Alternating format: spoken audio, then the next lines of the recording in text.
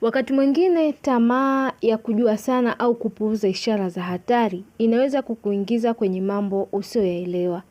Ni muhimu kusikiliza hisia zako na kuepuka vitu vinavyoleta hofu au visivyoeleweka. Haya ni maneno ambayo sikuwa nayachukulia kwa uzito mpaka siku ile uliponitokea. Siku hiyo siwezi kuisahau kabisa maishani mwangu.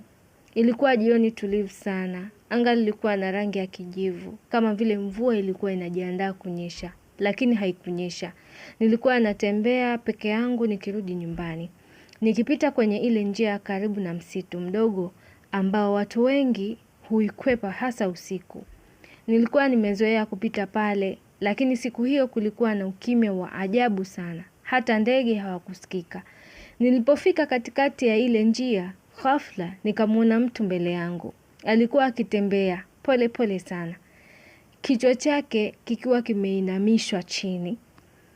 Nilipochunguza vizuri, nikagundua ni rafiki yangu Salum. Nilifurahi kidogo, nikamuita kwa sauti. Salum, hakujibu. Nilizani labda hajanisikia, nikamuita tena kwa nguvu kidogo. Salum, bado hakujibu.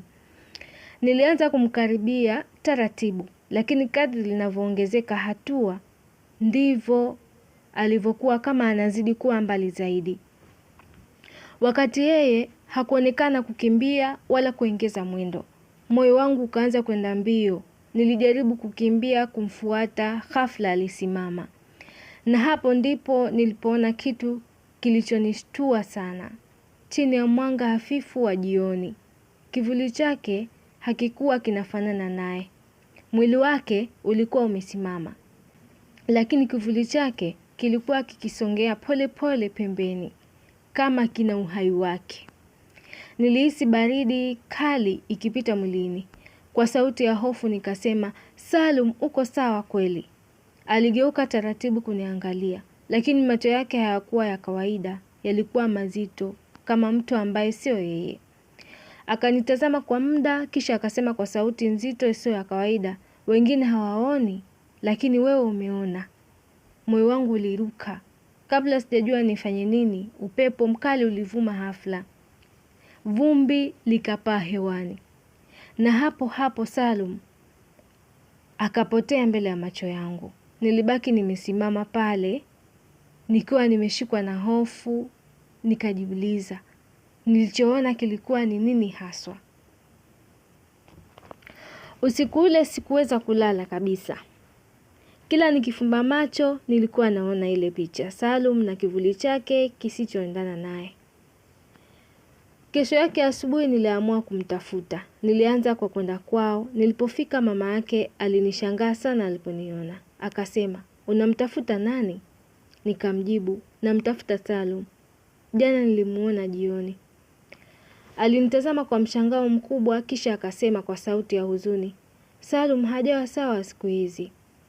Amekuwa akiongea peke yake na mara nyingine anatoka usiku bila kueleweka anakwenda wapi." Maneno yale yalinipa hofu zaidi. Nilimuuliza, "Yupo wapi sasa?"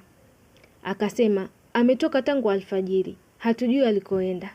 Nilihisi kuna kitu kinanivuta nitafute, nikaamua kurudi ile ile njia ya misitu. Nilipofika pale, hali ilikuwa ile ile, kimya kizito. Nilitembea taratibu, moyo ukidunda kwa nguvu. Ghafla nikasikia sauti ya nyuma yangu, "Umerudi tena?" Niligeuka haraka. Alikuwa ni Salum. Lakini safari hii nilitazama moja kwa moja chini. Kivuli chake hakikuwepo kabisa. Nilihisi mwili wangu wote unatetemeka. Nikamwambia kwa hofu, "Salum." Akanisogelea pole pole. Kisha akasema, "Kuna vitu ukiviona vinakufuata. Uliona kivuli changu, sasa wewe pia utaanza kuona visivyoonekana." Nilitaka kukimbia, lakini miguu yangu haikusogea. Akaendelea kusema, "Usiku ukifika, utaelewa." Ghafla alitoweka tena, kama upepo. Tangu siku hiyo, maisha yangu hayakuwahi kuwa yale yale. Nilianza kuona vitu ambavyo watu wengine hawaoni.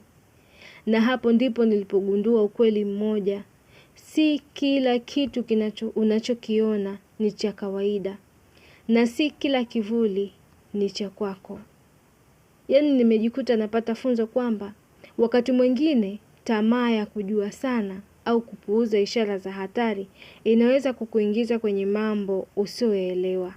Ni muhimu kusikiliza hisia zako na kuepuka vitu vinavyoleta hofu na visivyoeleweka. Asante kwa kusikiliza. Natumai na wewe pia umejifunza kupitia simulizi hii. Amina Ali, Mastori Online TV.